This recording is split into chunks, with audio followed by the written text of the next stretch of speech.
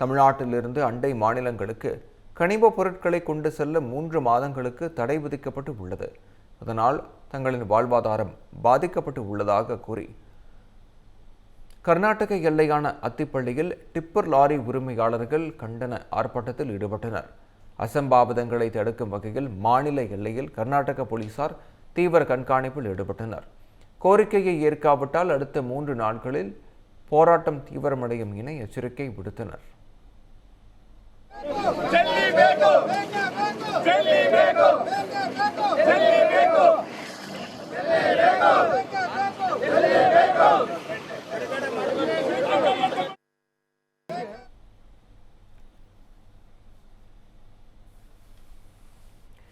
இதுகுறித்து பேட்டியளித்த Karnataka tipper lorry உரிமையாளர்கள் சங்க தலைவர் கோபால் ரெட்டி, தங்கள் தொழிலை முடக்குவதில் பட்டினியால் வாடும் சூழலுக்கு தள்ளப்பட்டு உள்ளதாக வேதனை தெரிவித்துள்ளார்.